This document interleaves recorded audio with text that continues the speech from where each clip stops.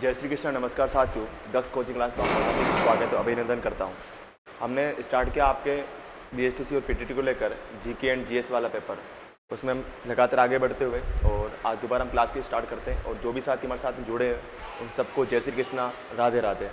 और एक बार क्लास को सभी मिलकर शेयर करते जिससे सबके पास ये क्लास पहुँच जाए और धमाकेदार से हम किसी शुरुआत कर सकते हैं। एक बार देखते हैं हमारे साथ में कौन कौन जुड़ चुके हैं आपके। चलो कि आपके भावेश मेहता, नमस्ते सबको।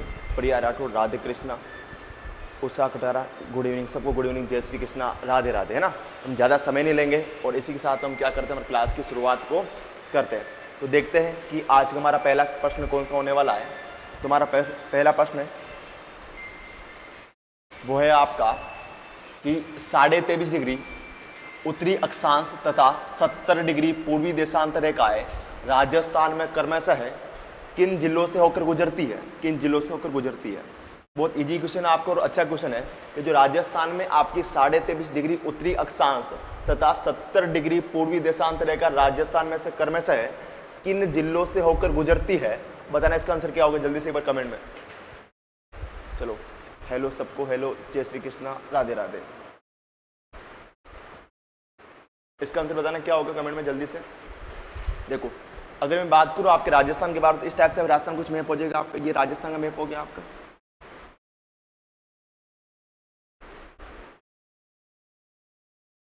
ये हमारा क्या हो गया, राजस्थान का। अब देखो, अगर बात करूं जो 23.5 डिग्री उत्तरी अक्षांश रेखा है कि इसी 23.5 डिग्री उत्तरी अक्षांश रेखा को क्या कहा जाता है, आपका कर्क रेखा कहा जाता है। इससे कर्क रेखा कहा जाता है, जो दक्षिण से गुजरती है आपकी यहाँ से गुजरती है कि 23.5 डिग्री उत्तरी अक्षांश को ही आपकी कर्क रेखा कहा जाता है। कर्क रेखा कहा जाता है जो कि आपके दक्षिणी भाग से गुजरती है। और यह रेखा आपके राजस्थान के 2 जिलों से गुजरती है। एक तो जिला कौन सा आता है यहाँ पर आपका, बांसवाड़ा। जिला कौन सा आपका, बांसवाड़ा।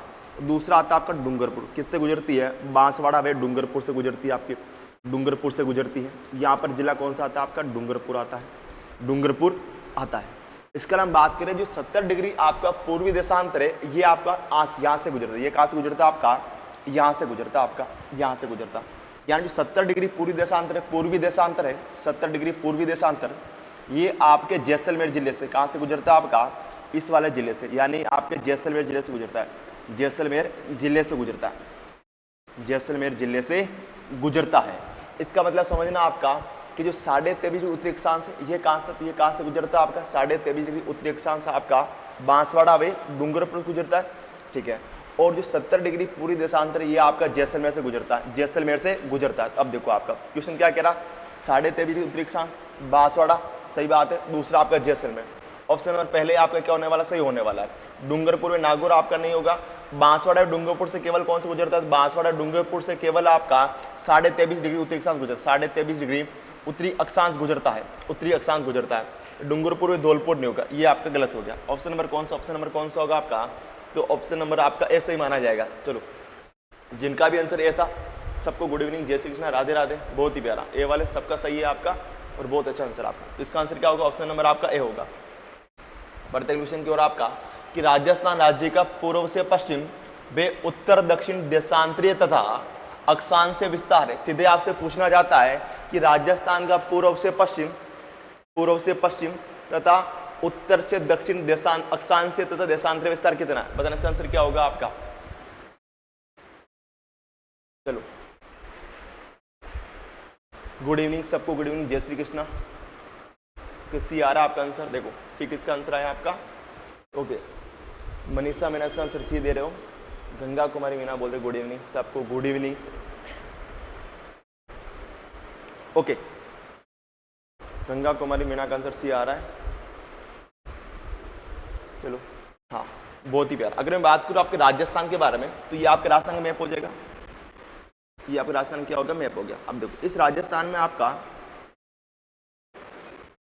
ये आपका अक्षांश से विस्तार हो जाएगा। देखो कि 23 डिग्री 3 मिनट उत्तरी अक्षांश से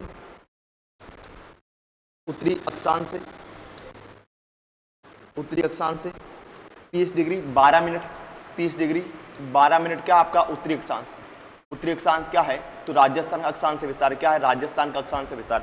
यानी कि राजस्थान का अक्षांश से विस्तार 23 डिग्री 3 मिनट उत्तरी अक्षांश है, 30 डिग्री 12 मिनट क्या उत्तरी अक्षांश है। ये वाला आपका अक्षांश विस्तार राजस्थान का हो गया आपका। अगर बात करूं मैं आपके देशांतरी विस्तार के बारे में, तो ये आपको इस टाइप से हो जाएगा आपका 69 डिग्री 30 मिनट पूर्वी देशांतर से, पूर्वी देशांतर से आपका 78 डिग्री 17 मिनट पूर्वी देशांतर, 78 डिग्री 17 मिनट क्या पूर्वी देशांतर, पूर्वी देशांतर। अब देखो अगर मैं बात करूं यहां से लेकर यहां तक कुल कितने अक्षांश में फैला हुआ है, तो राजस्थान कुल कितने अक्षांश में फैला हुआ आपका 7 डिग्री 9 मिनट, कितना फैला हुआ 7 डिग्री 9 मिनट में फैला हुआ। यानी आप कह सकते हो जो राजस्थान कुल अक्षांश विस्तार वो कितना होगा आपका 7 डिग्री 9 मिनट। इसी प्रकार से हम बात करें कि राजस्थान कुल देशांतर विस्तार, तो वो हो जाएगा, वो कितना होगा आप यदि आप क्या करते हो 78 डिग्री 17 मिनट में से किसको माइनस करते हो 69 डिग्री 30 मिनट को माइनस करते हैं, तो कितना आएगा आपका 8 डिग्री 47 मिनट, कितना आएगा 8 डिग्री 47 मिनट, 8 डिग्री 47 मिनट आपका आएगा। यानी आप कह सकते हो कि राजस्थान कुल आपके 8 डिग्री 47 मिनट देशांतरों में फैला हुआ है, या फिर आप कह सकते हो राजस्थान कुल आपके 7 डिग्री 9 मिनट अक्षांशों में फैला हुआ है। तो इसका आंसर क्या होगा, पूछा कि आपका देखो कि समझना आपका पहले क्या पूछा पूर्व से पश्चिम, तो देशांतर विस्तार पूछा आपको, सबसे पहले क्या देशांतर विस्तार आएगा। देखो तो क्या होगा आपका 8 डिग्री 47 मिनट तथा 7 डिग्री 9 मिनट। ऑप्शन नंबर आपका ये होना चाहिए, वैसे 3 आपका यहाँ पर आना चाहिए, ऑप्शन नंबर 3 है ना, इसको मैं 2 मान थर्ड होगा, इसको 2 कर दे सकती है। तो ये जिसका आंसर आया था आपका 8 डिग्री 47 मिनट तथा 7 डिग्री 9 मिनट, जो कि आपका सही है, जो कि क्या है आपका सही है। बहुत ही प्यारा, चलो क्या बात है, बहुत ही अच्छा। बढ़ते अगले क्वेश्चन की ओर। आपका अगला क्वेश्चन होने वाला है कि निम्न में से थार मरुस्थल के किस भाग की समुद्र तल से सबसे कम ऊंचाई है। यानी आपसे क्वेश्चन कह रहा है कि जो आपका पश्चिमी रेतीला मरुस्थल है, इस पश्चिमी रेतीला मरुस्थल के किस भाग की ऊंचाई समुद्र तल से सबसे कम है। बताना इसका आंसर क्या होगा जल्दी से एक बार। चलो इसका आंसर क्या होगा, हाँ ओके। क्वेश्चन नंबर आपका 3 का आंसर क्या होगा,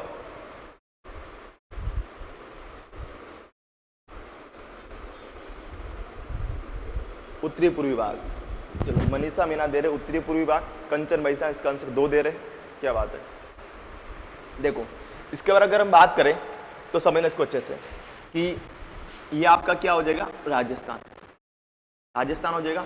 इस वाला ये जो आपका राजस्थान है, इसको पूरा बना लेता अपन चाहे तो ये आपका राजस्थान हो गया। हमेशा आपको मैं बनाना आना चाहिए, हल्का हल्का सा चीजें आपको माइंड में अच्छे से क्लियर हो जाएगी। देखो ये आपका राजस्थान, इसके मध्य में आपकी अरावली पर्वतमाला है, ये आपका हाड़ौती का पठार हो गया आपका, और ये आपका पूर्व का मैदान हो गया, ये आपका दक्षिणी पूर्वी पठारी प्रदेश या आपका हाड़ौती का पठार हो गया। अब समझना आपका ये जो आपका पश्चिमी रेतीला मरुस्थल है, इस पश्चिमी रेतीला मरुस्थल का ये जो वाला भाग है, ये आपका उत्तरी भाग में, तो ये आपका उत्तरी भाग हो गया आपका, ये वाला भाग आपका दक्षिणी हो गया आपका, ये वाला आपका भाग कौन सा पूर्वी हो गया, ये वाला भाग कौन सा हो गया पश्चिमी हो गया।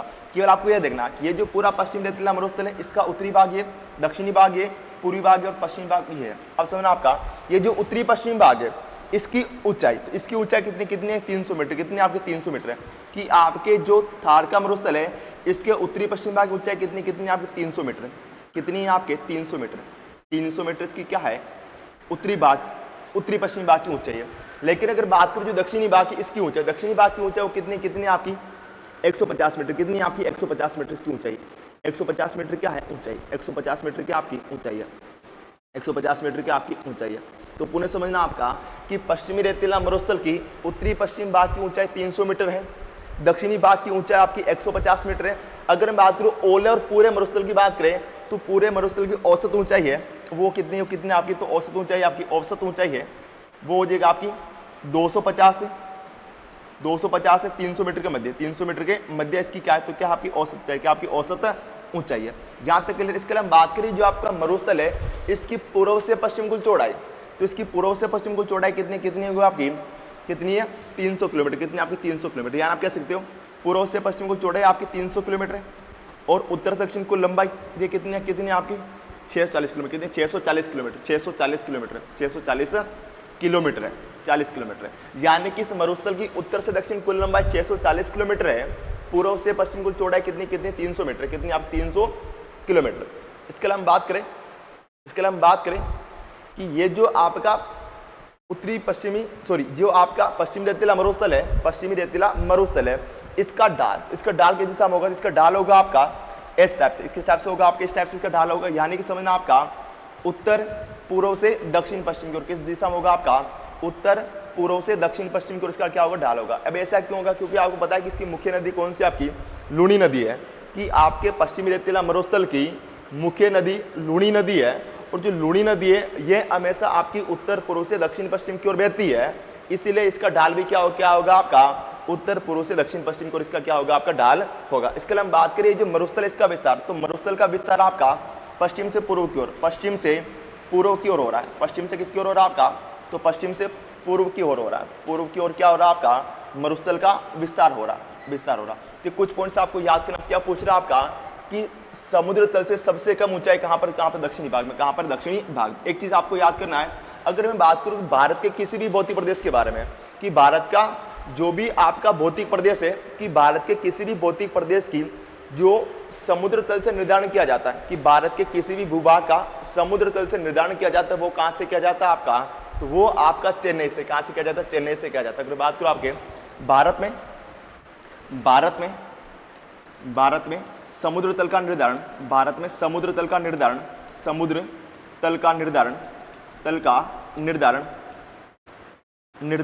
चेन्नई से किया जाता है। चेन्नई से किया जाता है, ये भी आपको याद करना, एग्जाम पूछा जा सकता है। चेन्नई से किया जाता है। तो इसका आंसर क्या होगा आपका? इसका आंसर होगा ऑप्शन नंबर, जिसका भी आंसर 2 था, उनका आंसर बहुत ही प्यारा था। बढ़ते अगले क्वेश्चन की ओर। बताना इसका आंसर क्या होगा कि निम्नलिखित में से कौन सी विशेषताएं थार के मरुस्थल से संबंधित नहीं है, पूछा है। ऐसी कौन सी विशेषता है जो थार के मरुस्थल से संबंधित नहीं है? बताना इसका आंसर क्या होगा? बहुत ही प्यारा। चलो क्या बात है। हाँ, ज्योग्राफी। हाँ, लूणी नदी आपके नागपाड़ अजमेर से निकलती, बहुत ही प्यारा। इसका आंसर आपका दिनेश राठौड़ का आंसर सी आ रहा, आपका कंचन बैसा का आंसर आपका 3 आ रहा, कोमल टेलर का आंसर आपका सी आ रहा, बहुत ही प्यारा।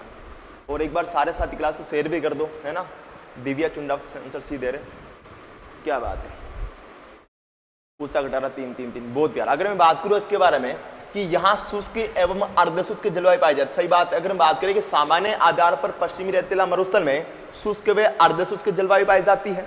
इसके अलावा हम बात करें कि यहाँ रेतीली मिट्टी पाई जाती है, कि आपके जो ICR के अनुसार यहाँ पर रेतीली बलुई मिलती, कौन सा आपकी? बलुई रेतीली मृदा या रेतीली बलुई मृदा? रेतीली बलुई मृदा पाई जाती, रेतीली बलुई मृदा पाई जाती, ये बात भी सही है। और अगर बात करूं कि यहाँ पर आपके वैज्ञानिक वर्गीकरण के अनुसार यहाँ पर आपकी एंटीसोल व एरिडोसोल, कौन सी आपकी? एंटीसोल व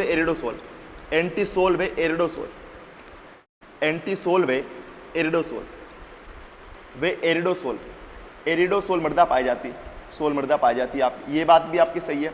इसके अलावा हम बात करें कि हाँ, अगर हम बात करें कि यहाँ शुष्क एवं अर्धशुष्क जलवायु पाई जाती है, ये सही है। लेकिन अगर बात करें कि कोपेन के अनुसार यहाँ पर, तो हो जाएगा आपकी BWHW वे BSHW प्रकार के जलवायु पाई जाती है, ये बात भी कह सकते हैं अपन। कि यहाँ सदाबहार वन पाया जाता है, नहीं साहब, यहाँ पर सदाबहार वन नहीं पाया जाता है। यहाँ पर कौन से वन पाया जाता है आपके? तो यहाँ पर कौन से वन पाए जाते आपके? उष्णकटिबंधीय मरुस्थलीय कांटेदार वन, कौन से पाए जाते आपके? उष्णकटिबंधीय मरुस्थलीय कांटेदार वन पाए जाते हैं, कांटेदार वन पाए जाते हैं। तो यहाँ पर कौन से होगा आपके? उष्णकटिबंधीय मरुस्थलीय कांटेदार वन होगा। अब आपको पता है कि सदाबहार वन कहाँ पर पाया जाता है आपके? तो सदाबहार वन राजस्थान में कहाँ पर पाया जाता है आपके? तो सदाबहार वन राजस्थान में पाया जाता है आपके माउंट आबू सिरोही में। कहाँ पर पाया जाता है आपके? माउंट आबू सिरोही में पाए जाते हैं, माउंट आबू सिरोही में पाए जाते हैं। इसके अलावा हम बात करें कि यहाँ पर जो आपका उष्णकटिबंधीय मरुस्थलीय कांटेदार वन आते हैं, इसमें कौन सी वनस्पति पाई जाती है? इसमें वनस्पति कौन सी है आपकी? मरूदबिद या जीरोफाइट्स। कौन सी वनस्पति आती है आपकी? मरूदबिद या जीरोफाइट्स, या कौन सी आती है आपकी? जीरोफाइट्स आती है। जीरोफाइट्स क्या आती है आपकी? वनस्पति आती है। जीरोफाइट्स क्या आती है आपकी? वनस्पति आती है, ये भी आपको पता होना चाहिए। इसके अलावा हम बात करें कि यहाँ बालू के स्तूप पाए जाते हैं, सही बात है कि यहाँ पर जो आपके बालू का स्तूप पाए जाते हैं, तो ये बात भी क्या सही? ऑप्शन नंबर 3 क्या होगा? गलत होगा। 3 क्या होगा आपका? गलत होगा। इसका आंसर होगा ऑप्शन नंबर आपका सी। बढ़ते क्वेश्चन की ओर आपका कि अक्षांश रेखाओं के द्वारा किसका निर्धारण किया जाता है? बहुत अच्छा प्रश्न आपका, कि पृथ्वी पर अक्षांश रेखा क्यों खींची गई है, या इनके द्वारा किसका निर्धारण किया जाता है? बताना इसका आंसर क्या होगा जल्दी से एक बार कमेंट में। जीरो फैट्स, मरुद बी दिया, जीरो फैट्स, बहुत प्यारा। सदाबहार वन आपके सिरों में पाए जाते हैं।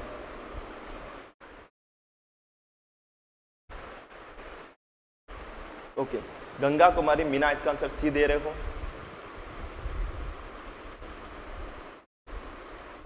सी कोमल टेलर इसका आंसर ए और बी दोनों दे रहे हैं। अगर मैं बात को 3 पॉइंट्स आपको याद करना है, एक तो आती है आपकी अक्षांश रेखाओं के द्वारा, किसके द्वारा? आपका अक्षांश रेखाओं के द्वारा।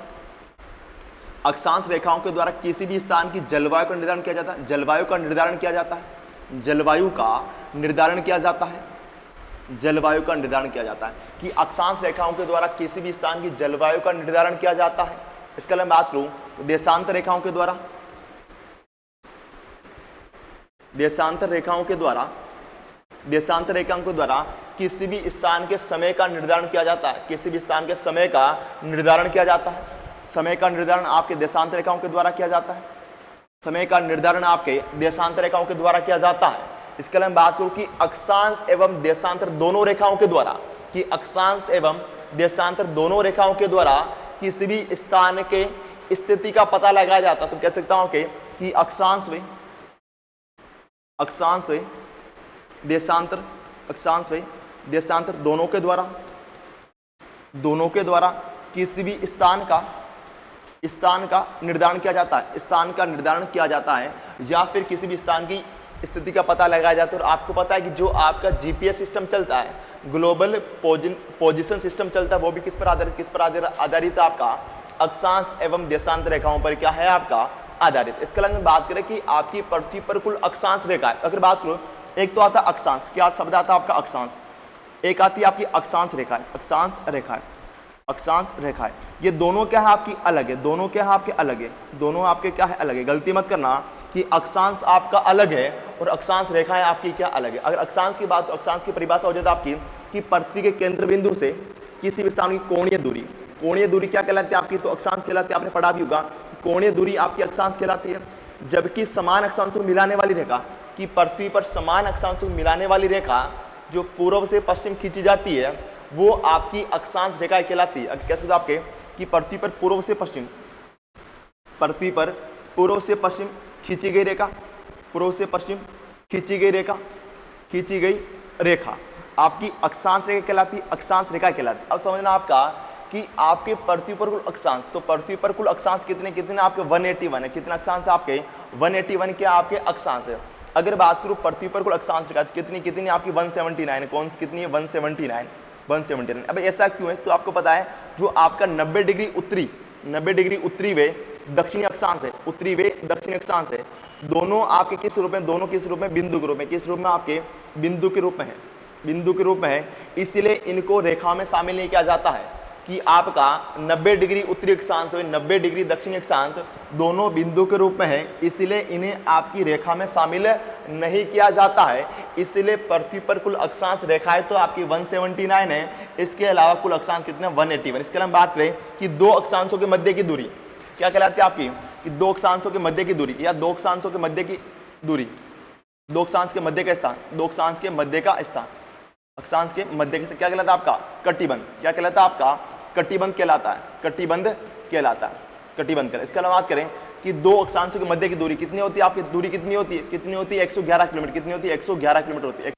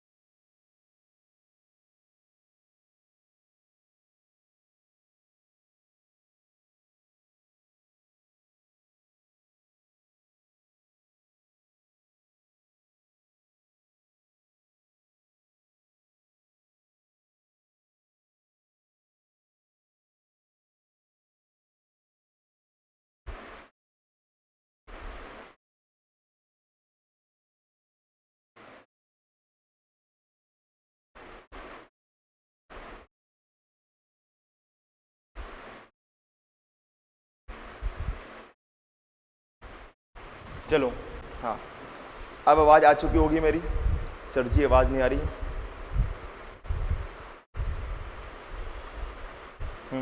चलो बहुत ही प्यारा। ओके, क्या अब आवाज़ आ रही है मेरी क्लियर से, है ना? थोड़ा साथी को और जोड़ दो, है ना? अब समय पढ़ने का, अभी वैकेंसी का टाइम है, आपके एग्जाम का टाइम है। तो चलो, आई होप अब मेरी आवाज़ क्लियर आ रही होगी आपके पास में। ये सारे बेसिक पॉइंट किसके बारे में हो गया? आपके अक्षांश रेखाओं के बारे में हो गया। अगले की ओर बढ़ते हैं अपन। अगला क्वेश्चन आपका हो जाएगा कि निम्न में से कौन सा कारक है ना, यहाँ पर क्या होगा? कारक होगा कि निम्न में से कौन सा कारक राजस्थान की जलवायु प्रभावित नहीं करता है। ऐसा कौन सा कारक है इनमें से जो आपके राजस्थान की जलवायु को प्रभावित नहीं करता है? प्रभावित नहीं करता है। बताना इसका आंसर क्या होगा आपका, जल्दी से बताना इसका आंसर क्या होगा, जल्दी से बताना कि इसका आंसर आपका क्या होने वाला। अगर मैं बात करूं, कल भी इसकी हमने चर्चा की थी कि राजस्थान की जलवायु को प्रभावित करने वाले कुछ कारक है जो राजस्थान की जलवायु को प्रभावित करते हैं। इसमें एक तो आता है आपका कि आपकी वनस्पति, ये भी क्या करती है? राजस्थान की जलवायु को प्रभावित करती है। थार का मरुस्थल भी क्या करता है? राजस्थान की जलवायु को प्रभावित करता है। थार का मरुस्थल क्या करता है? तो थार का मरुस्थल यहाँ पर आपके निम्न वायुदाब केंद्र किसका निर्माण करता है? आपका निम्न वायुदाब केंद्र का, निम्न वायुदाब केंद्र का निर्माण करता है। वायुदाब केंद्र का निर्माण करता है, वायुदाब केंद्र का निर्माण करता है, जिस कारण आपके राजस्थान में मानसून का आगमन होता है, या फिर भारत में क्या होता है? मानसून का आगमन होता है। इसके अलावा बात करें महाद्वीपीयता, महाद्वीपीयता का मतलब होता है आपका समुद्र तल से दूरी। क्या होता है? आपका समुद्र तल से दूरी होता है। समुद्र तल से दूरी होता है, तल से आपका दूरी होता है। तो ये जो समुद्र तल से दूरी, ये भी क्या करता है? आपका राजस्थान की जलवायु को प्रभावित करता है। राजस्थान की जलवायु को प्रभावित करता है कि हमारे राजस्थान के आसपास में कोई भी आपका समुद्रीय प्रभाव क्या है? नगण्य। समुद्रीय प्रभाव क्या आपका? नगण्य है। इसका मतलब क्या है कि हमारे राजस्थान के आसपास कोई समुद्र नहीं है, इस प्रकार, इसीलिए हमारे राजस्थान में आपकी जलवायु विषमता पाई जाती है। इसके अलावा बात करें हिमालय पर्वतमाला, तो हिमालय पर्वतमाला राजस्थान की जलवायु को बहुत ही कम प्रभावित करती है, जब किसको करती है? आपकी भारत की जलवायु प्रभावित करती है। भारत की जलवायु को प्रभावित करती है, जलवायु को प्रभावित करती है, जलवायु को प्रभावित करती है। तो इसका आंसर क्या होगा? इसका आंसर क्या होगा? Option number D. Option number D, जिनका आंसर ऑप्शन नंबर डी था उनका आंसर बहुत ही प्यारा था। हाँ ओके, आवाज भी आ रही सर? ओके, बहुत ही प्यारा। बढ़ते अगले क्वेश्चन की ओर। इसका आंसर ऑप्शन नंबर डी होगा। हाँ, कि निम्नांकित कथनों में से असुमेलित कथन को छांटिए। ऐसा कौन सा कथन है जो आपका असुमेलित है? बहुत ही प्यारा है। आपकी विशेषताओं से लेकर क्वेश्चन पूछा गया है कि राजस्थान की जो नदियां हैं इनकी विशेषताओं से लेकर आपका प्रश्न पूछा गया है। आपको बताना कि ऐसा कौन सा आपका कथन या लाइन है जो कि आपकी असुमेलित है, जो कि आपकी असत्य फिर आपकी सुमेलित नहीं है। देखो, चलो इसका आंसर क्या दे रहे हो आप जल्दी से?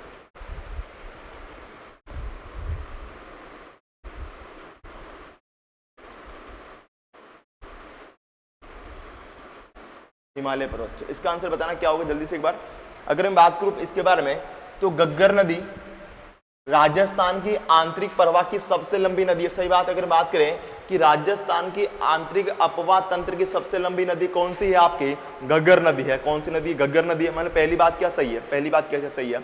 एक चीज आपको यह भी याद करना, दोबारा समझना, अगर आपसे पूछा जाए कि पूर्णतः आंतरिक प्रवाह की दृष्टि से, कि पूर्णतः आंतरिक प्रवाह की दृष्टि से राजस्थान की सबसे लंबी नदी कौन सी होगी आपकी? और कौन सी? कातली नदी। कौन सी नदी होगी? कातली नदी होगी। कातली नदी होगी।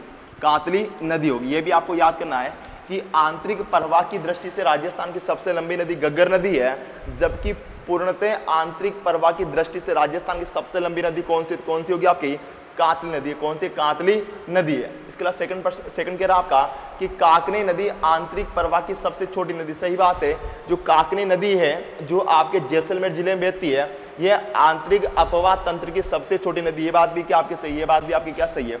इसके अलावा कह रहा आपकी कि साबी नदी एकमात्र नदी है जो राजस्थान से हरियाणा जाती है। सही बात है कि राजस्थान में साबी नदी, राजस्थान की साबी नदी एकमात्र ऐसी नदी है जो अपना जल हरियाणा लेकर जाती है। कहां पर लेकर जाती है? हरियाणा लेकर जाती है। ये बात भी आपकी क्या सही है? बात भी क्या सही है? इसके अलावा आपको पता है कि जो आपका निम्बार्क संप्रदाय है, निम्बार्क संप्रदाय की प्रमुख पीठ रूपारेल नदी के किनारे स्थित है। अब आपको पता है कि जो आपका निम्बार्क संप्रदाय कहां पर? तो कहां पर? आपका अजमेर में। इसकी पीठ कहां पर? आपकी अजमेर में, है ना। इसकी पीठ कहां पर? आपकी अजमेर में। अब आपको पता है कि यहाँ पर नदी कौन सी नदी आएगी आपकी? रूपारेल नहीं। कौन सी नदी होगी? तो कौन सी होगी आपकी? रूपनगढ़। कौन सी आएगी आपकी? रूपनगढ़ नदी। रूपनगढ़ नदी के किनारे। किस नदी किनारे पर आपकी? रूपनगढ़ नदी के किनारे। रूपनगढ़ नदी के क्या है? किनारे। तो ऑप्शन नंबर डी क्या होगी आप? गलत। ऑप्शन नंबर डी क्या होगी आपका? गलत। यानी कि ऑप्शन नंबर डी क्या होगा आपका? सही आंसर माना जाएगा। ये आपका सुमेलित नहीं होता है। चलो बहुत ही प्यारा, बढ़ते अगले क्वेश्चन की ओर। आपका बताना, देखो ऐसे प्रश्न एग्जाम आपसे पूछेंगे, ऐसे प्रश्न एग्जाम आपसे पूछेंगे तो ये तरीका आपके अंदर आना चाहिए। किस नदी का उद्गम कहां से होता है? किस नदी का उद्गम कहां से होता है? बताना इसका आंसर क्या होगा जल्दी से एक बार।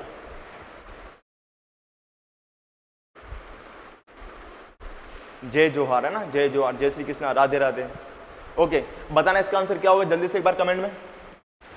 अगर मैं बात करूं आपके कि सूची फर्स्ट में क्या आपका उद्गम स्थल नदियों का और सूची सेकंड में कौन सी नदी है वो दे रखी है आपको। अगर बात करूं कि सेवर की पहाड़ियां कहां पर? जयपुर में। और यहां से किसका उद्गम होता है? किसका उद्गम होता है आपका? यहां से आपकी साबी नदी का उद्गम होता है। किसका होता है? साबी नदी का उद्गम। यानी ए में क्या आएगा आपका? ए में आपका 4 आएगा। अब देखो ए में 4 कहां पर आपका? तो ए में 4 तीनों में है, इसको छोड़कर आपका, तो ये 3 ऑप्शन बचे आपके। इसके बात करें कि कोटड़ी की पहाड़ियां, अगर बात करूं कि कोटड़ी गांव कहां पर? जैसलमेर में। और यहां से किसका उद्गम होता है? तो यहां से आपका काकनी नदी का उद्गम होता है। किसका होता है? काकनी नदी का उद्गम होता है। किसका? ऑप्शन नंबर बी में 3। तो देखो बी में 3 कहां पर आपका? बी में 3 एक इसमें है और इसमें, यानी आपका ये भी कट गया और ये भी आपका कट गया। और फाइटिंग किसमें रही? आपके बी और डी में रही। अब आपको पता है मनोहरपुरा की पहाड़ियां किसका उद्गम होता है? यहां से आपका, तो यहां से तो मेंथा नदी, किसका उद्गम होता है आपका? मेंथा नदी का उद्गम होता है। यानी सी में कौन सा आएगा? सी में पहला आएगा। सी में पहला कहां पर? केवल आपका यहां पर है। यानी इसका आंसर, तो इसका आंसर क्या हो जाएगा? ऑप्शन नंबर डी होगा। अब देखो इसके अलावा उदयनाथ की पहाड़ियां कहां पर? आपकी अलवर में। और यहां से किसका उद्गम होता है? तो यहां से आपकी रूपारेल नदी का उद्गम होता है। किसका उद्गम होता है आपका? रूपारेल नदी का आपका उद्गम होता है। तो इसका आंसर क्या होगा? Option number D. चलो बढ़ते हैं क्वेश्चन को आ रहा। बताना, किस महाराणा ने पिछोला झील में जगविलास नामक महल बनवाए थे? आपको पता है एक तो क्या आपका, एक तो आता आपका जग मंदिर। कौन सा आता आपका? जग मंदिर। एक आता आपका जगविलास या जगविलास, जगविलास जिसका जगविलास या जगनिवास, एक ही बात, जगविलास। एक आता आपका नटनिका चबूतरा, नटनिका चबूतरा, नटनिका चबूतरा। एक आपकी दूध तलाई, दूध तलाई, दूध तलाई, दूध तलाई।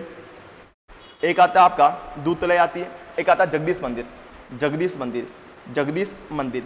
ये सारे कहां पर बने हुए? तो ये सारे आपके पिछोला झील के पास में बने हुए। कहां पर बने? पिछोला झील के पास में बने हुए। इसमें से जगमंदिर पिछोला झील के अंदर बना हुआ है, जगविलास आपके पिछोला झील के अंदर बना हुआ है, और नटनिका चबूतरा आपके पिछोला झील के अंदर बना हुआ है। इसके अलावा पता है दूध तलाई आपके पिछोला झील के उत्तरी भाग में। कहां पर? आप पिछोला झील के उत्तरी भाग में है, आपकी उत्तरी भाग में है, आपकी उत्तरी भाग में।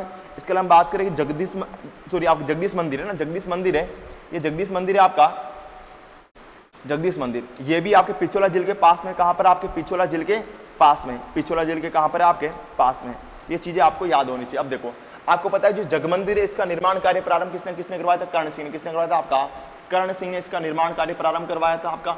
और इसको पूर्ण करवाया था, वो करवाया था जगत सिंह प्रथम ने। किसने करवाया था? आपका जगत सिंह प्रथम ने। जगत सिंह प्रथम ने इसका निर्माण कार्य पूर्ण करवाया था। लेकिन अगर बात करूं जो जगविलास है, इस जगविलास में आपके जो भी उदयपुर में जो महाराणा के मेहमान आते थे इनको यहाँ पर ठहराया जाता था। और इसका निर्माण करवाया था आपके जगत सिंह द्वितीय। किसने करवाया था? आपका जगत सिंह द्वितीय ने करवाया था। इसके लिए आपको पता है कि नटनिका चबूतरा कहाँ है? तो कहाँ पर? आपका पिछोला झील के अंदर बना हुआ है। इसके पीछे ही कहानी आपने क्लासों में सुनी होकर पढ़ी होगी ना। इसके लिए बात करें दूध तलाई, अगर आप बात करें दूध तलाई तो कहाँ पर? आपके पिछोला झील के उत्तरी भाग में। जबकि आता दूध बावड़ी, क्या आता आपका? दूध बावड़ी। राजस्थान में दूध बावड़ी कहाँ पर है? दूध बावड़ी कहाँ पर? तो कहाँ पर आपकी दूध बावड़ी कहाँ पर? कहाँ पर? आपकी सिरोही में। कहाँ पर? आपकी सिरोही में है। कहाँ पर? आपकी सिरोही में है। सिरोही में आपकी क्या है? दूध बावड़ी है। चलो ये इसका आंसर क्या होगा? इसका आंसर होगा आपका महाराणा कर्ण सिंह द्वितीय नहीं होगा, महाराणा कर्ण सिंह द्वितीय नहीं होगा आपका, महाराणा अमर सिंह प्रथम भी आपका नहीं होगा, महाराणा जगत सिंह द्वितीय, यानी ऑप्शन नंबर क्या होगा? ऑप्शन नंबर आपका थर्ड। अब आपको पता है कि जो महाराणा राज सिंह थे इन्होंने क्या किया? राज सिंह ने क्या करवाया था आपका? तो राज सिंह के द्वारा आपका बड़ी सागर का निर्माण प्लस आपके राजसमंद झील का निर्माण। राजसमंद झील का निर्माण किसने करवाया था? आपका इन्हीं राज सिंह के द्वारा करवाया गया था। तो इसका आंसर क्या होगा? ऑप्शन नंबर आपका सी से माना जाएगा। बढ़ते अगले क्वेश्चन की ओर। देखो कि पिछोला झील को किस झील से जोड़ा गया है? पिछोला झील को किस झील से जोड़ा गया है? बताना इसका आंसर क्या होगा जल्दी से एक बार कमेंट में। हाँ हाँ, बावड़ी आपकी माउंट आबू में है, बहुत ही प्यारा। नटनी का चबूतरा पिछोला झील उदयपुर, फतेह सागर। अगर हम बात करें आपकी समझना, एक आता है कि पिछोला झील को फतेह सागर झील जोड़ा, किसे जोड़ा गया आपका, तो पिछोला को आपका फतेह सागर से किसे जोड़ा गया, आपका फतेह सागर जोड़ा गया, फतेह सागर से जोड़ा गया। अब आपको पता है कि पिछोला को फतेह सागर झील से कौन सी झील जोड़ती है, तो पिछोला को फतेह सागर से आपका कौन सा झील जोड़ती है, आपकी स्वरूप सागर झील। कौन सी झील आपकी, स्वरूप सागर झील। ये क्या करती है आपकी, तो पिछोला को फतेह सागर की जोड़ती है, फतेह सागर झील से जोड़ने का कार्य करती है। तो इसका आंसर क्या होगा आपका, फतेह सागर, ऑप्शन नंबर सी होगा। अब आपको पता है जैसलमेर झील कहां पर आपकी सलूम्बर में है। प्राकृतिक मीठे पानी की सबसे बड़ी झील, आपकी कृत्रिम मीठे पानी की सबसे बड़ी झील है आपकी सलूम्बर में। राजसमंद झील कहां पर आपकी, राजसमंद में। इसी के नाम पर क्या किया गया, तो इसी के नाम पर आपके राजसमंद जिले का नाम रखा गया। देखो इसका आंसर क्या होगा, ऑप्शन नंबर आपका सी होगा। इसका हम बात करें जो पिछोला में फतेह सागर झील है, ये दोनों ही झीलें आपकी राष्ट्रीय झील संरक्षण कार्यक्रम की, जो पिछोला झील है और फतेह सागर झील, ये दोनों ही झीलें आपकी राष्ट्रीय झील संरक्षण कार्यक्रम में क्या शामिल है। और राजस्थान की 6 जिले, कितनी जिले आपकी, राजस्थान की 6 जिले राष्ट्रीय झील संरक्षण कार्यक्रम में शामिल है, जिसमें से आपकी पिछोला में फतेह सागर है, इसके अलावा जयपुर की मानसागर झील है, इसके अलावा आपकी सिरोही की नक्की झील है, इसके अलावा आपकी अजमेर की पुष्कर व आना सागर झील भी किसमें शामिल है, आपकी राष्ट्रीय झील संरक्षण कार्यक्रम में क्या है, आपकी शामिल है। तो इसका आंसर क्या होगा, इसका आंसर होगा आपका ऑप्शन नंबर 3। बढ़ते अगले क्वेश्चन की ओर आपका। देखो सागवान को किस अभ्यारण्य में संरक्षण दिया गया है, कि सागवान को किस अभ्यारण्य में संरक्षण दिया गया। सीधे आपसे पूछना जाता है कि राजस्थान का ऐसा कौन सा अभ्यारण्य है, जहां पर जो कि सागवान वृक्ष के लिए प्रसिद्ध है, सागवान वृक्ष के लिए क्या है, प्रसिद्ध है। बताना इसका आंसर क्या होगा, जल्दी से एक बार कमेंट में।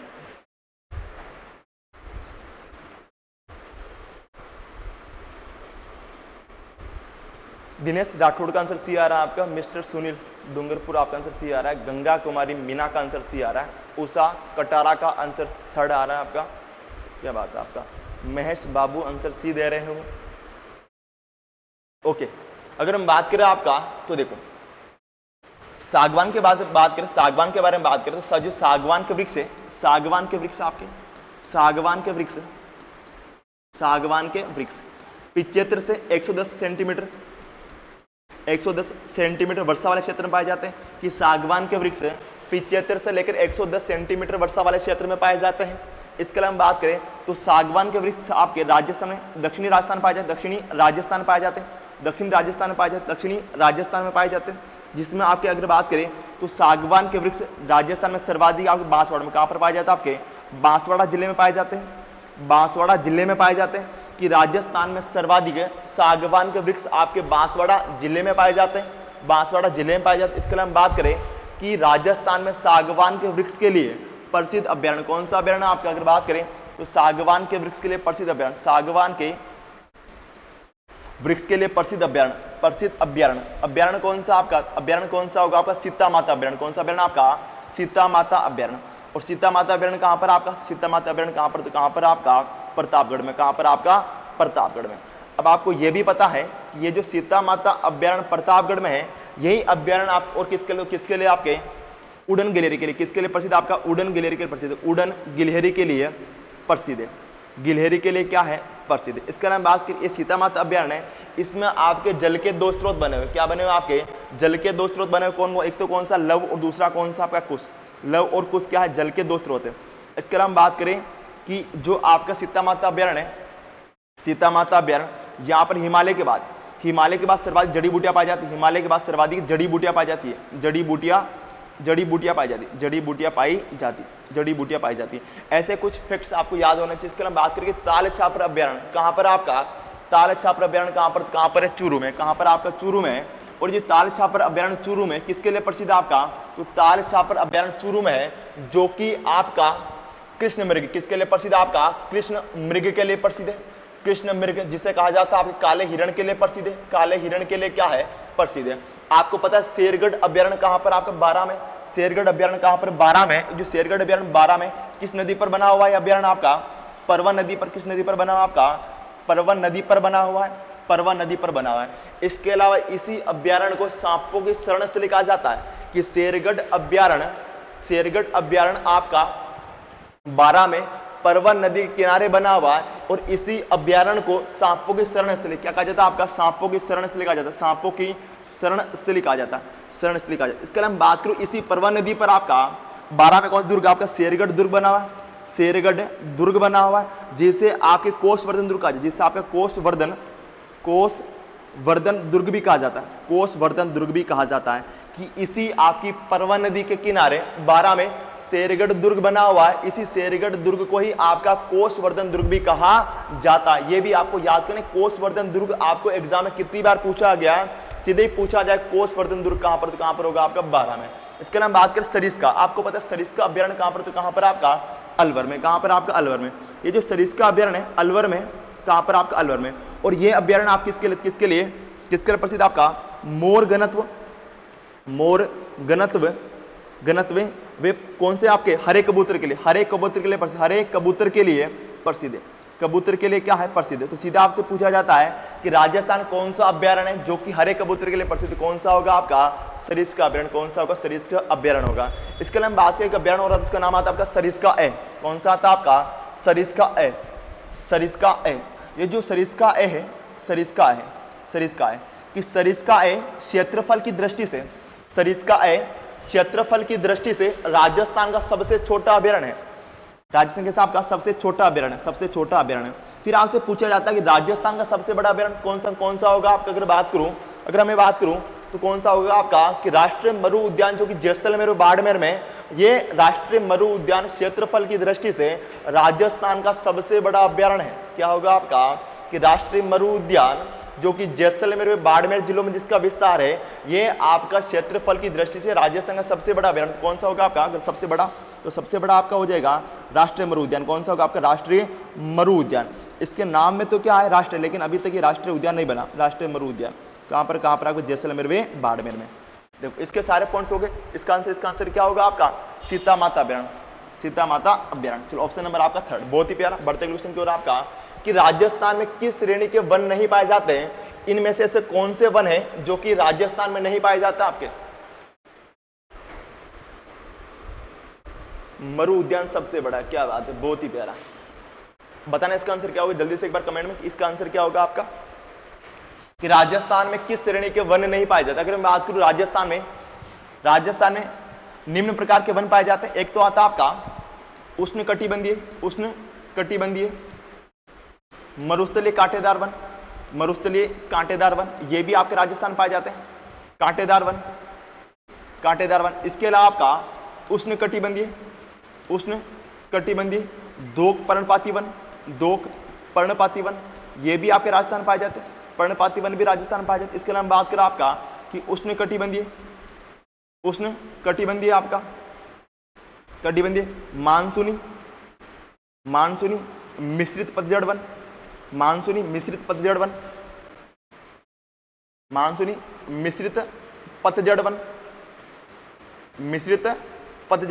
ये भी आपके राजस्थान में पाए जाते हैं। इसके अलावा बात करें कौन से आ जाएंगे आपके कटिबंधीय सागवान वन भी राजस्थान में पाए जाते हैं। इसके अलावा आपके उपोष्णकटिबंधीय या उपोष्णकटिबंधीय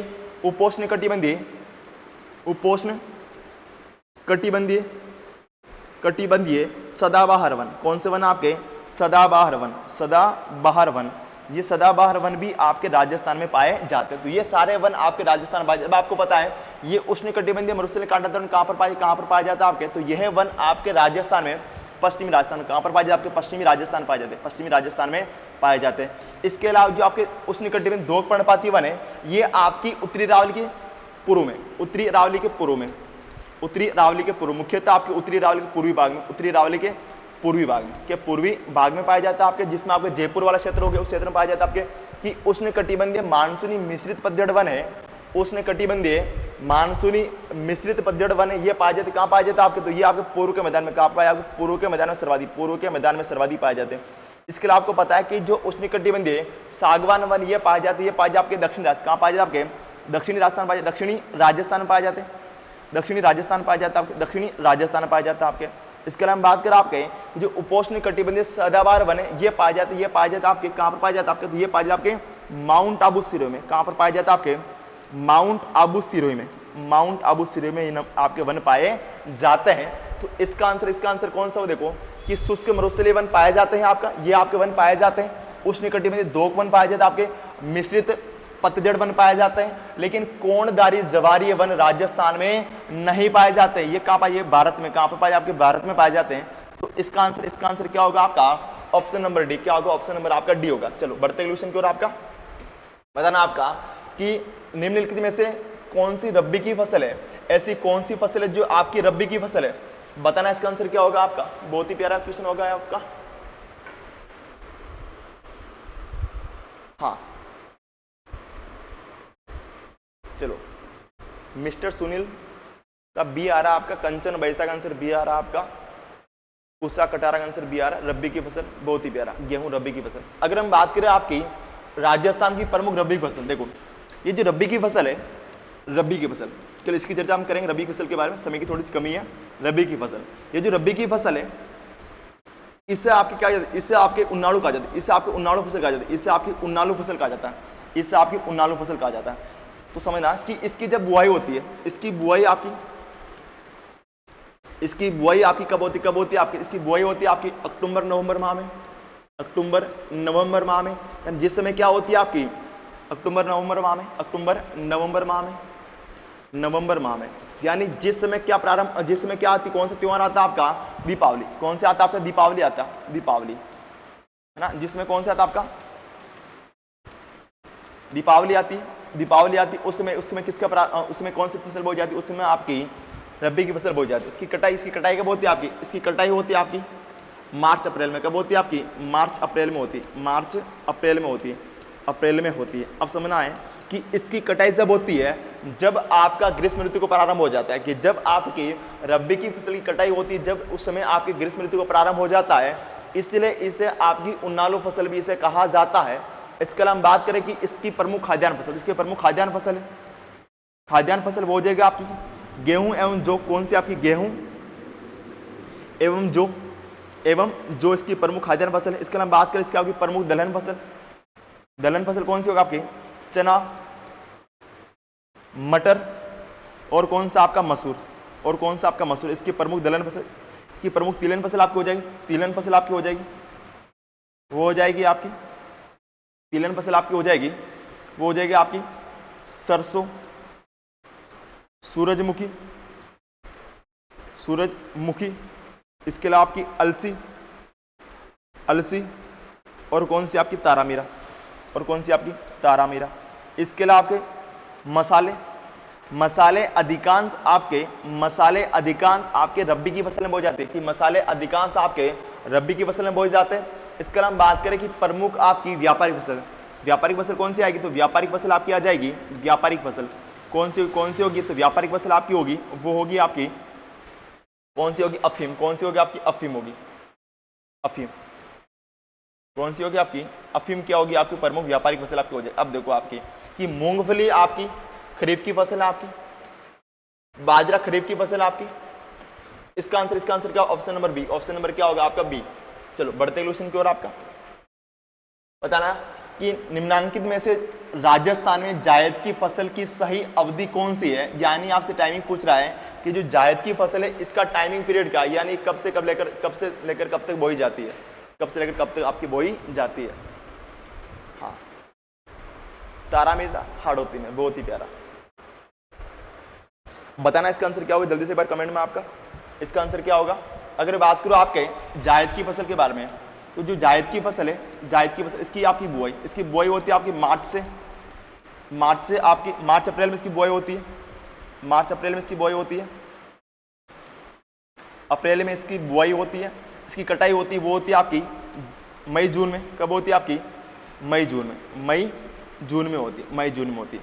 यानी इसका टाइमिंग क्या होगा आपका, मार्च से जून के मध्य होगा। ये तो आपको समझ में आ गया। इसके अलावा आज की प्रमुख फसल, इसकी प्रमुख फसल आती है आपकी खरबूज हो गया आपका, जो भी चल रहा है मार्केट में आप, खरबूज हो गया आपका, तरबूज हो गया आपका, तरबूज। इसके अलावा आपकी ककड़ी हो गई आपकी, ककड़ी। कि खरबूज, तरबूज, ककड़ी। एक और आता है आपका मूंग, वेरी वेरी मोस्ट करना आपका कि मूंग मुख्य रूप से जायद की कैसी फसल है, तो मूंग आपकी मुख्य रूप से जायद की फसल, जायद की फसल है। मूंग मुख्य रूप से जायद की फसल है, जायद की फसल है। चलो इसका आंसर क्या होगा, इसका आंसर होगा आपका मार्च से जून के मध्य, मार्च से, ऑप्शन नंबर डी। बढ़ते क्वेश्चन की ओर आपका कि निम्नांकित में से कौन सा राजस्थान की कोयला आधारित ताप ऊर्जा परियोजना नहीं है। देखो ये जो आपका बताना, इसका आंसर देखो, इसका आंसर हो जाएगा अंता गैस परियोजना, अंता गैस परियोजना, गैस परियोजना कहां पर आपकी 12 में, कहां पर आपकी 12 में। ये कैसी आपकी प्राकृतिक गैस है, कैसी आपकी प्राकृतिक गैस आधारित, प्राकृतिक गैस आधारित तापीय परियोजना, प्राकृतिक गैस आधारित तापीय परियोजना, गैस आधारित तापीय परियोजना। तो इसका आंसर क्या होगा आपका, इसका आंसर होगा आपका ऑप्शन नंबर बी। चलो बढ़ते हैं हमारे अगले क्वेश्चन की ओर। कह रहा है कि राजस्थान सरकार ने किस वर्ष में राजस्थान राज्य विद्युत बोर्ड को 5 सरकारी कंपनियों में बांट दिया था। यानी समझना आपका जो पहले आपका राजस्थान राज्य विद्युत बोर्ड हुआ करता था, इसको क्या किया गया, तो इसको कब आपके 5 भागों में बांटा, बताना इसका आंसर क्या होगा जल्दी से एक बार। क्या बात सुनील, बहुत ही प्यारा, धमाकेदार। नहीं चलो यहाँ पर आप कुछ गलती करे, 16 का सी आएगा, सी वाले बहुत प्यार। अगर मैं बात करूँ आपका कि जो पहले आपका राजस्थान विद्युत बोर्ड, राजस्थान विद्युत बोर्ड हुआ करता था, राजस्थान विद्युत बोर्ड हुआ करता था, विद्युत बोर्ड हुआ करता था, बोर्ड हुआ करता था। इस राजस्थान विद्युत बोर्ड को, राजस्थान विद्युत बोर्ड को आपका कब 2000 में, कब आपके जुलाई 2000 में, जुलाई लगभग आपकी जुलाई 2000 में, जुलाई आपके 2000 में, जुलाई 2000 इसको 5 कितने भागों में बांट दिया आपके कि 5 कंपनियों में बांट दिया, 5 कंपनियों में बांट दिया, 5 कंपनियों में बांट दिया, कंपनियों में बांट दिया। अब देखो आपको पता है 5 कंपनियां कौन कौन सी आपकी, एक तो आती है आपकी RVUNL, एक आती है आपकी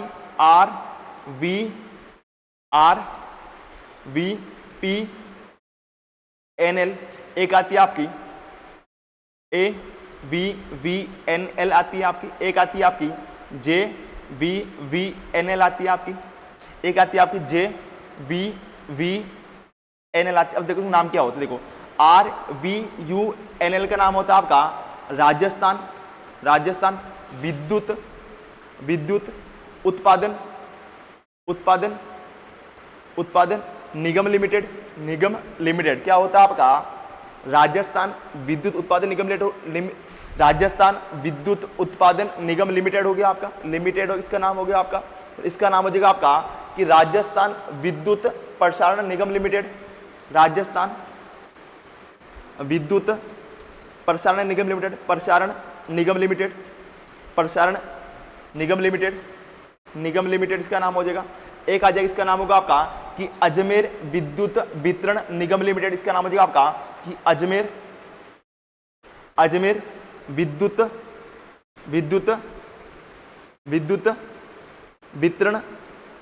वितरण निगम लिमिटेड, यानी आपका निगम लिमिटेड हो जाएगा, इसका नाम हो जाएगा आपका कि जोधपुर विद्युत वितरण निगम लिमिटेड, और इसका नाम हो जाएगा आपका जयपुर विद्युत वितरण निगम लिमिटेड। तो ये आपकी पांचों क्या सरकारी कंपनियां, पांचों क्या सरकारी कंपनियां हैं, जो कि पहले आपकी हुआ करती थी राजस्थान विद्युत बोर्ड। यानी पहले आपके ऊर्जा के क्षेत्र में केवल कौन सा था आपका राजस्थान विद्युत बोर्ड था। इसको आपके जुलाई 2000 में कितने भागों में, कितनी कंपनियों में बांट दिया आपका, तो 5 कंपनियों में इसका बंटवारा कर दिया था, है ना,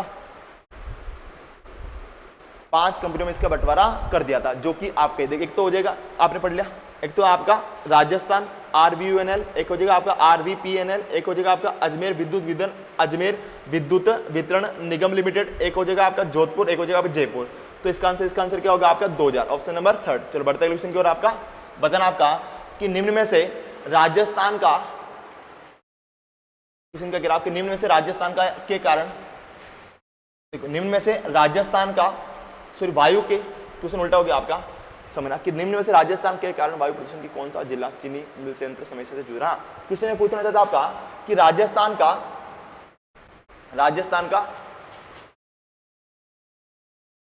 क्वेश्चन आपका मिक्स हो गया, इसको थोड़ा सा मैं डिलीट मार देता हूं, क्वेश्चन थोड़ा सा आपका मिस्टेक हो गया आपका। देखो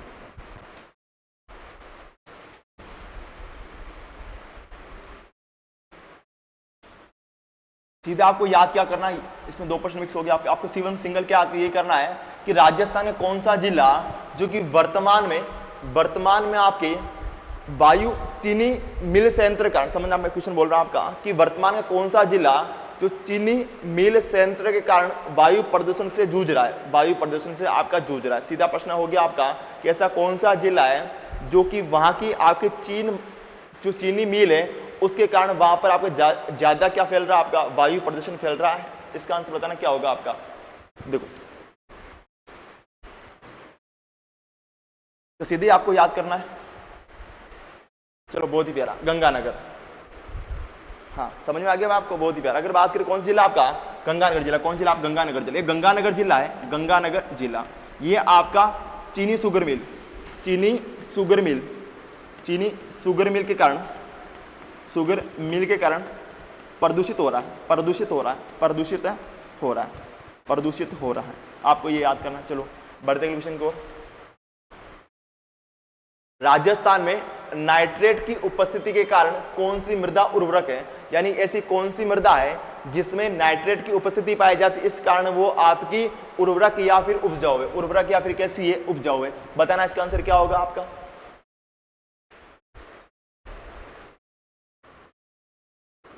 हाँ प्रथम चीनी मिल आपकी, नहीं, सार्वजनिक क्षेत्र की, सही बात है आपकी। चलो ओके, गंगा कुमारी मीना का आंसर आपका ए आ रहा है, महेश बाबू का आंसर भी आपका ए आ रहा है, बहुत ही प्यारा। अगर हम इसके बारे में बात करें आपके, तो कौन सी मृदा आपकी, बुरी रेतीली मृदा। कौन सी मृदा आपकी, बुरी रेतीली मृदा, जो कि नाइट्रेट की उपस्थिति के कारण कैसी आपकी उर्वरक। ऑप्शन नंबर आपका बी हो जाएगा। बढ़ते क्वेश्चन की ओर आपका कि काली मृदा जानी जाती है, काली मृदा जानी जाती है, यानी काली मृदा के उपनाम कौन कौन से, काली मृदा के उपनाम कौन कौन से, ये आपको बताना कमेंट में जल्दी से एक बार कि काली मृदा के उपनाम कौन कौन से आपके होने वाले है। चलो अगर हम बात करें मृदा, तो उसका नाम कौन सा आता है आपकी, काली मृदा। देखो ये काली मृदा को कपासी मृदा कहा जाता है कि काली मृदा में, कि काली मृदा कपास के लिए सर्वाधिक उपयोगी है, काली मृदा कपास के लिए सर्वाधिक उपयोगी है, इसीलिए इसे कपासी मृदा भी कहा जाता है, इसे कपासी मृदा भी कहा जाता है। इसके लिए मैं बात करूं, ये जो काली मृदा है इसमें जल धारण करने की क्षमता क्या होती, सर्वाधिक होती है, कि काली मृदा में जल धारण करने की क्षमता क्या होती, सर्वाधिक होता है, इसलिए इसे आपकी रेगुर मृदा, इसलिए आप क्या कहते हैं, इसे आपकी रेगुर मृदा कहा जाता है, रेगुर मृदा कहा जाता है। कि काली मृदा में आपकी जल धारण करने की क्षमता क्या सर्वाधिक होती है, इसलिए इसे आपकी रेगुर मृदा भी कहा जाता है। इसके लिए मैं बात करूं आपकी कि काली मृदा में सूखने के बाद दरारें पड़ जाती, इसलिए आपके सवते जुताई वाली मृदा भी कहा जाता है, कि काली मृदा में सूखने के बाद दरारें पड़ जाती, इसलिए इसे आपकी सवते जुताई वाली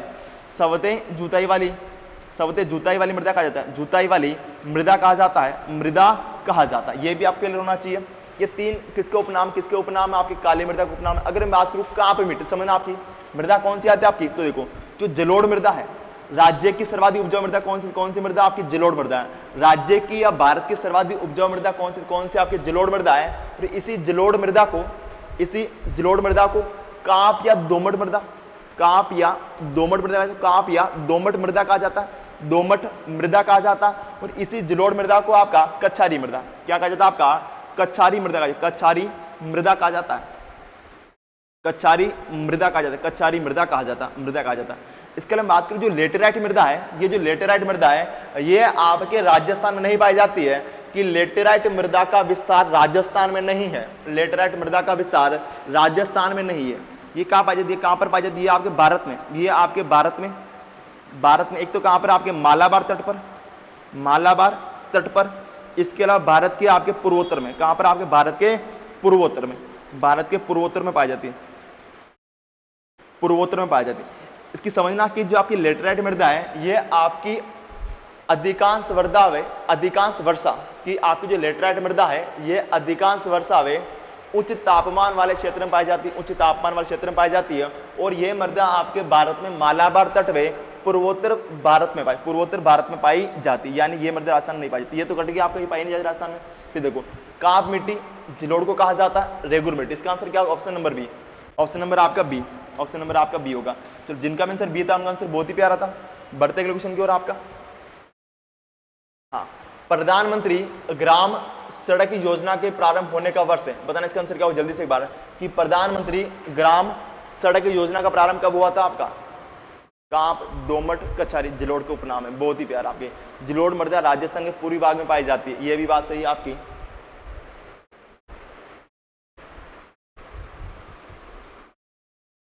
क्या बात है। 8 प्रकार की मिट्टियों में लेटराइट मिट्टी भी है, हाँ मिट्टी है लेकिन राजस्थान में नहीं पाई जाती है मिट्टी आपकी। चलो इसका आंसर क्या होगा आपको जल्दी से बताना।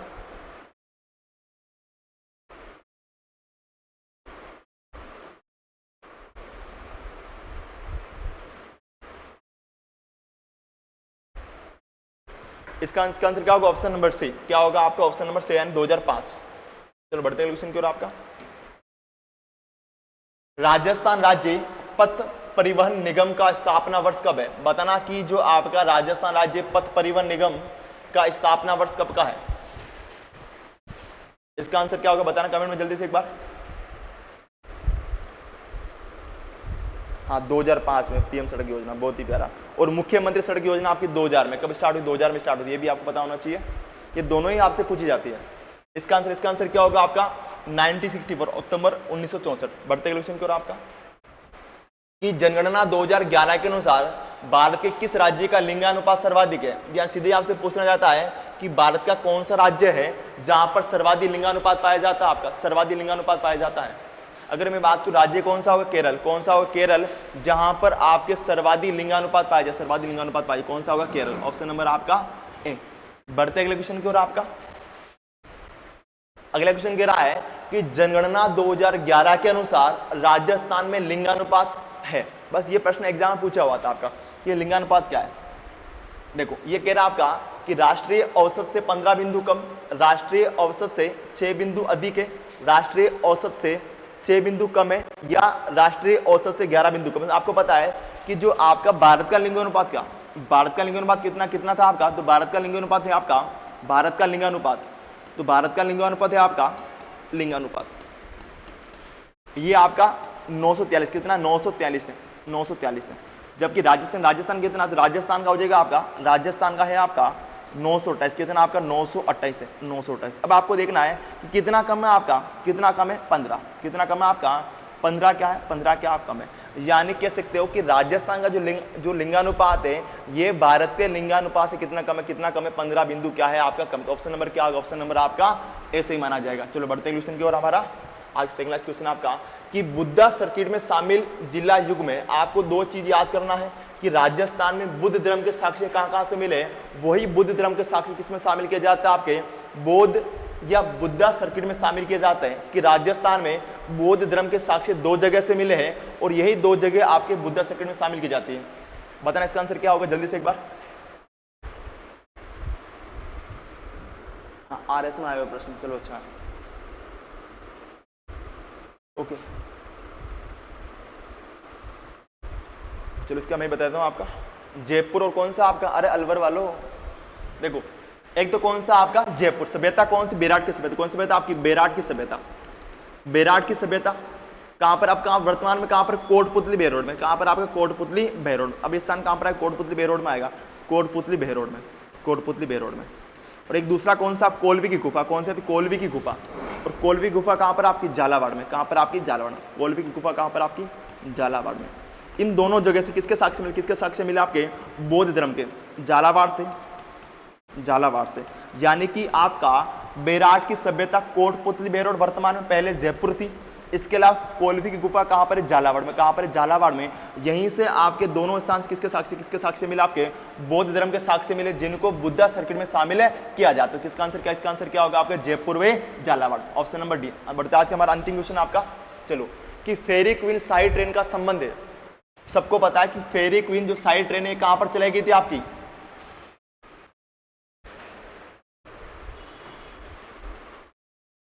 देखो ओके, अगर बात करूं फेरी क्वीन के बारे में, कि फेरी क्वीन जो शाही ट्रेन है ये उत्तरी पश्चिमी रेलवे के द्वारा, उत्तरी पश्चिमी रेलवे जोन, इसका मुख्यालय कहां पर आपका? जयपुर में। कहां पर आपका?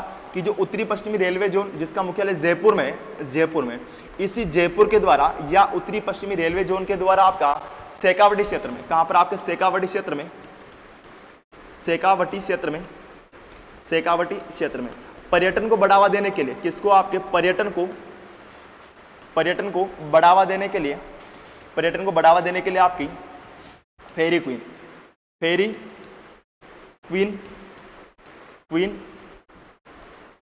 क्वीन साई ट्रेन चलाएगी, चलाएगी। तो इसका आंसर क्या होगा आपका, option number B, Shekhawati circuit. चलो आज का हमारा अंतिम क्वेश्चन हो चुका और सभी साथियों को तहे दिल से धन्यवाद जो भी क्लास में जुड़े रहें और आज के लिए थैंक यू सो मच। अगली क्लास सर की होगी, रेगुलर बना रहना आप।